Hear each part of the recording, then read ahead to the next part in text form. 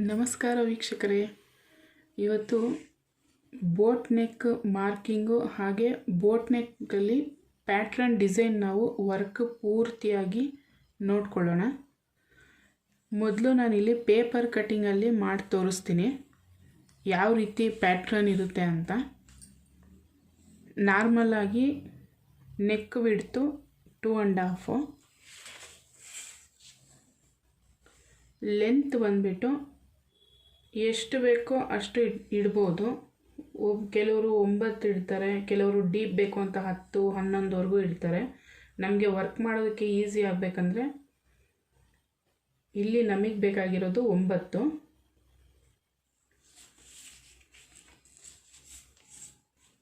ಇಲ್ಲಿ ಬ್ರಾಡ್ ಬೇಕಾದರೆ 3 ಇಂಚವರೆಗೂ ಇಡ್ಬೋದು. ಇಲ್ಲಿ 2.5 ಇದೆಯಲ್ಲ, ಇಲ್ಲಿ 1/2 ಇಂಚ್ ಎಕ್ಸ್ಟ್ರಾ ನಾವು ಇಡ್ಬೋದು.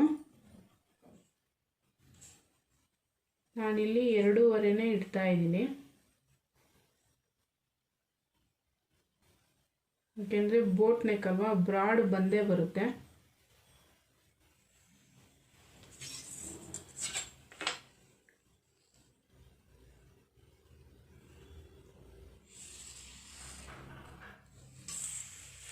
ಈ ರೀತಿ ಬಂದಾಗ ಇಲ್ಲಿ ಡಿಸೈನ್ನ ಯಾವ ರೀತಿ ಮಾಡೋದು ಇದರಲ್ಲಿ ಸ್ವಲ್ಪ ತೋರಿಸ್ತೀನಿ ನೋಡಿ. ಮೊದಲಿಗೆ ಇಲ್ಲಿ ನಮಗೆ ಯಾವ ಶೇಪ್ ಬೇಕೋ ಆ ಥರ ಅಷ್ಟು ವಿಡ್ತಲ್ಲಿ ನೀವು ಈ ರೀತಿ ಮಾರ್ಕ್ ಮಾಡ್ಕೊಳ್ಳಿ. ಇಲ್ಲಿ ಸ್ವಲ್ಪ ಸ್ಟ್ರೈಟೇ ಬರಲಿ, ಯಾಕೆಂದರೆ ಇಲ್ಲಿ 1/2 ಇಂಚು ಸ್ಟಿಚಿಂಗ್ ಹೋಗುತ್ತಲ್ವ, ಇಷ್ಟೇ ಇಲ್ಲಿವರೆಗೆ ಬರೋದು.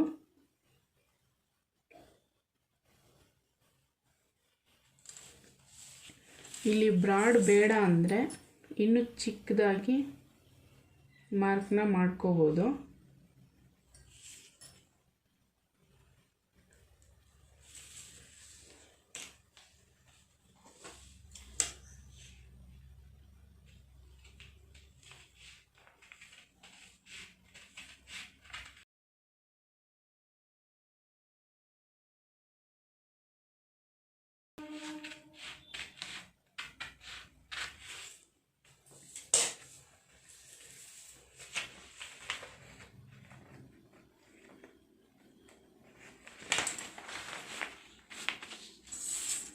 ನೋಡಿ, ಇದು ಬ್ರಾಡ್ ಕಮ್ಮಿ ಬರುತ್ತೆ. ಇನ್ನೂ ಬ್ರಾಡ್ ಬೇಕು ಅಂದರೆ ಶೇಪ್ನ ನಾವಿನ್ನು ಈ ರೀತಿ ತಗೋಬೋದು. ಇದೇ ರೀತಿ ನಾನು ಲೈನಿಂಗಲ್ಲಿ ಕಟ್ ಮಾಡಿ ರೆಡಿ ಮಾಡಿದ್ದೀನಿ, ತೋರಿಸ್ತೀನಿ ನೋಡಿ. ನೋಡಿ, ಕಾಣಿಸ್ತಾ ಇದೆಯಲ್ಲ, ಇಲ್ಲಿ ಸ್ವಲ್ಪ ಬ್ರಾಡಲ್ಲಿ ತೊಗೊಂಡಿದ್ದೀನಿ. ಈಗ ಇದರಲ್ಲಿ ಯಾವ ರೀತಿ ಮಾರ್ಕ್ ಮಾಡಬೇಕು ಅಂದರೆ, ಲೈನಿಂಗ್ನ ನಾನು ಕಟ್ ಮಾಡಿ ಇಟ್ಕೊಂಡಿದ್ದೀನಿ. ಇದನ್ನು ಇಟ್ಬಿಟ್ಟು, ಇದು ಸ್ಟಾರ್ಟಿಂಗು ನಿಮಗೆ ಗೊತ್ತಾಗಬೇಕು ಮಾರ್ಕ್ ಹೇಗೆ ಮಾಡೋದು ಅಂತ ನಾನು ಈ ರೀತಿ ತೋರಿಸ್ತಾ ಇರೋದು. ಇದನ್ನ ಇಟ್ಬಿಟ್ಟು ಸೈಡಲ್ಲಿ ಈ ರೀತಿ ಮಾರ್ಕರಲ್ಲಿ ಮಾರ್ಕ್ ಮಾಡ್ಕೋಬೇಕು. ಮತ್ತು ಇಲ್ಲೂ ಸಹ ನಾವು ನಮಗೆ ವಿಡ್ತು ಎಷ್ಟು ಬರುತ್ತೆ ಅಂತ ಗೊತ್ತಾಗಬೇಕಲ್ವ, ಈ ಎಡ್ಜಸ್ ಎಲ್ಲ ಮಾರ್ಕ್ ಮಾಡಿ ಇಟ್ಕೋಬೇಕು.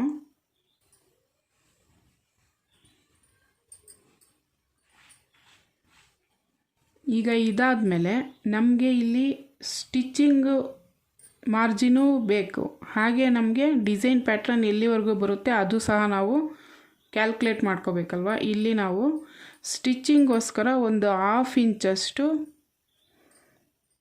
ಮಾರ್ಜಿನ್ನ ಈ ರೀತಿ ಬರ್ಕೊಳ್ಳಿ. ಸ್ಟಾರ್ಟಿಂಗಲ್ಲಿ ನಿಮಗೆ ಕ್ಲೀನಾಗಿ ಅರ್ಥ ಆಗಬೇಕು ಡಿಸೈನ್ ಯಾವ ರೀತಿ ಬರಬೇಕಂದ್ರೆ ನೀವು ಈ ರೀತಿ ಮಾಡ್ಕೊಳ್ಳಿ.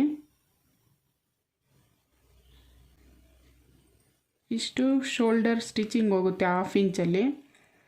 ಮತ್ತು ಈ ಡಿಸೈನಲ್ಲಿ ಸಹ ನಮಗೆ 1/2 ಇಂಚಷ್ಟು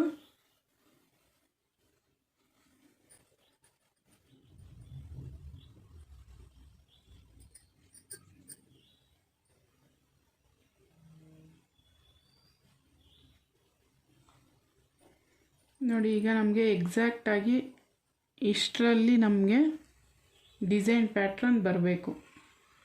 ನೀವಿಲ್ಲಿ ಎಷ್ಟಾದರೂ ವಿಡ್ತು ತಗೊಳ್ಳಿ. ಅಂದರೆ ಇಲ್ಲಿವರೆಗೆ ಮಾತ್ರ ಬರಬೇಕು, ಇಷ್ಟಕ್ಕೆ ಬರಬೇಕು. ಇದರಲ್ಲಿ ನಾವು ಫಸ್ಟು ಇಲ್ಲಿ ಬೇಸಿಕ್ ಚೈನು, ಇದು ನಾನು ಕರೆಕ್ಟಾಗಿ ಈ ರೀತಿ ಮಾರ್ಕ್ನ ನೀವು ಮಾಡಬೇಕಂದ್ರೆ ಟೇಪಲ್ಲಿ ಕರೆಕ್ಟಾಗಿ ಒಂದು 1/2 ಇಂಚಲ್ಲಿ ನೋಡಿಕೊಂಡು ನೀವು ಮಾರ್ಕ್ ಮಾಡ್ಕೊಳ್ಳಿ. ನಾನಿಲ್ಲಿ ಅಂದಾಜು ಮೇಲೆ ಹಾಕಿದ್ದೀನಿ, ಅಲ್ಲಿಗೂ ಕರೆಕ್ಟಾಗಿದೆ ಇದು. ಏಕೆಂದರೆ ನಾವು ಡಿಸೈನ್ ಮಾಡೋವಾಗ ಈ ಮಾರ್ಕು ತುಂಬಾ ಇಂಪಾರ್ಟೆಂಟ್ ಆಗುತ್ತೆ. ಈಗ ಇಲ್ಲಿ ನಾವು ಡಿಸೈನ್ನ ಮಾಡೋಣ. ನಾನು ಈ ರೀತಿ ಡಿಸೈನ್ನ ಬರೆದಿಟ್ಕೊಂಡಿದ್ದೀನಿ. ನೀವು ಇಲ್ಲ ಇದ್ರ ಮೇಲೆ ಮಾಡ್ತೀನಿ ಅಂದರೆ ಇದ್ರ ಮೇಲೇ ನೀವು ಡಿಸೈನ್ನ ಬರ್ಕೊಳ್ಳಿ. ಆದಷ್ಟು ಡಿಸೈನ್ನ ಈ ರೀತಿ ಬರೆಯೋದ್ರಿಂದ ಇನ್ನೂ ಕೈ ಕ್ಲೀನಾಗಿ ಕೂರುತ್ತೆ ಡಿಸೈನ್ ಮಾಡೋದಕ್ಕೆ.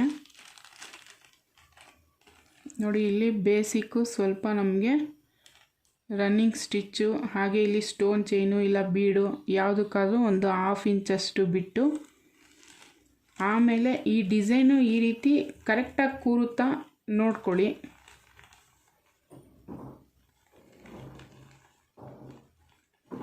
ಇಲ್ಲಿ ಕರೆಕ್ಟಾಗಿ ಕೂರಬೇಕು. ಈ ಸ್ಟಿಚ್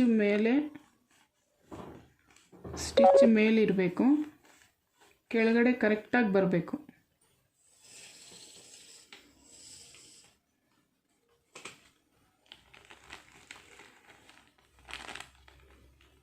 ಒಂದು ವೇಳೆ ಬರಲಿಲ್ಲ ಅಂದರೆ ನಮಗೆ ಇದು ಎಷ್ಟು ಕ್ಲೀನಾಗಿ ಕೂರುತ್ತೆ ಅನ್ನೋದನ್ನು ನೋಡಿಕೊಂಡು ನೆಕ್ಸ್ಟ್ ಡಿಸೈನ ನಾವು ಇಲ್ಲಿ ಎಷ್ಟು ನಮಗೆ ಡಿಸೈನ್ ಬರುತ್ತೋ ಅದನ್ನು ಬಿಟ್ಟು ಆಮೇಲೆ ನಾವು ಇದನ್ನು ಕ್ರಾಸಲ್ಲಿ ಬರ್ಕೋಬೇಕು. ನಾನಿಲ್ಲಿ ಬ್ಲೌಸ್ ರನ್ನಿಂಗ್ ಕಲರೇ ತೊಗೊಂಡಿದ್ದೀನಿ ಚೈನ್ ಸ್ಟಿಚ್ಗೋಸ್ಕರ. ಡಬಲ್ ತೊಗೋಬೇಕು. ಹಾಗೆ ನಾಟ್ನ ಹಾಕ್ಕೊಂಡಿದ್ದೀನಿ. ಸ್ವಲ್ಪ ನಾಟ್ ದಪ್ಪ ಆದರೂ ಪರವಾಗಿಲ್ಲ, ಚೆನ್ನಾಗಿ ನಾಟ್ ಹಾಕ್ಕೊಳ್ಳಿ. ನೋಡಿ ಈ ರೀತಿ.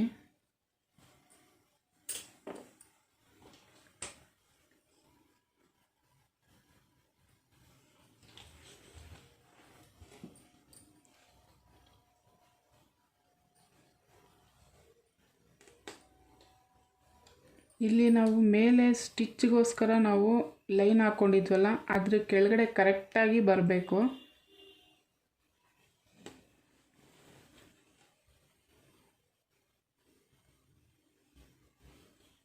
ಫಸ್ಟು ಮೇಲೆ ಸ್ಟಿಚ್ನ ಹಾಕ್ಕೊಂಡು ಆಗ ಇಲ್ಲಿ ನಾಟು ಕೂರುತ್ತೆ ಟೈಟಾಗಿ. ನಿಮಗೆ ಹತ್ತಿರ ಬೇಕು ಅಂದರೆ ಈ ರೀತಿ ಹತ್ತಿರ ಹಾಕ್ಬೋದು.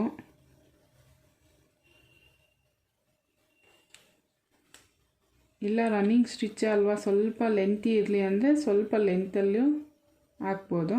ಹತ್ತಿರ ಹಾಕಿದ್ರೆ ಲುಕ್ಕು ತುಂಬ ಚೆನ್ನಾಗಿ ಬರುತ್ತೆ.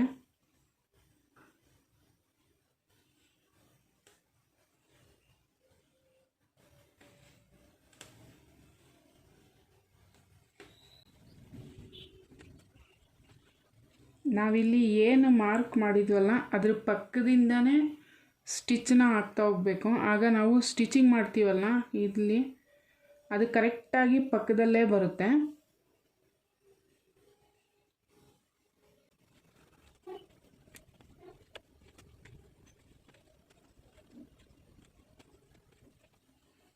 ಈ ರೀತಿ ಸ್ಟಿಚ್ನ 1-2 ಸಲ ಹಾಕ್ಕೊಳ್ಳಿ, ಆಗ ಇದು ಕ್ಲೀನಾಗಿ ಟೈಟಾಗಿ ಬರುತ್ತೆ. ಇದು ಪೂರ್ತಿ ಆದಮೇಲೆ ತೋರಿಸ್ತೀನಿ. ಈಗ ಇಲ್ಲಿ 2 ಲೈನು ಚೈನ್ ಸ್ಟಿಚ್ನ ಹಾಕಿದ್ದೀನಿ. ಬೀಡ್ ಲೈನು ಹಾಗೆ ಜರ್ದೋಸಿ ಲೈನ್ನ ಮಧ್ಯ ಹಾಕಿದ್ದೀನಿ. ಮತ್ತು ಬೀಡ್ ಲೈನಿಂದ ಈ ಲೈನ್ನ ಕಂಪ್ಲೀಟಾಗಿ ಮಾಡ್ಕೊಂಡಿದ್ದೀನಿ. ಈ ರೀತಿ ಡ್ರಾಯಿಂಗ್ನ ಬರ್ಕೊಂಡು ನೆಕ್ಸ್ಟ್ ಕ್ಲಾಸಲ್ಲಿ ಯಾವ ರೀತಿ ಟ್ರೇಸ್ ಮಾಡಬೇಕು ಹಾಗೆ ಯಾವ ರೀತಿ ವರ್ಕ್ ಮಾಡಬೇಕು ಅನ್ನೋದನ್ನು ನೋಡ್ಕೊಳ್ಳೋಣ. ಸೊ ನಿಮಗೆ ನೆಕ್ಸ್ಟ್ ಕ್ಲಾಸ್ ವಿಡಿಯೋನ ನೋಟಿಫಿಕೇಷನ್ ಬೇಕು ಅಂದರೆ ಈ ಕೂಡಲೇ CS ಫ್ಯಾಷನ್ ಕ್ರಿಯೇಷನ್ನ ಸಬ್ಸ್ಕ್ರೈಬ್ ಮಾಡ್ಕೊಳ್ಳಿ. ವಿಡಿಯೋನ ಲೈಕ್ ಮಾಡಿ, ಶೇರ್ ಮಾಡಿ, ಹಾಗೆ ಕಮೆಂಟ್ ಮಾಡೋದನ್ನು ಮರಿಬೇಡಿ. Thank you.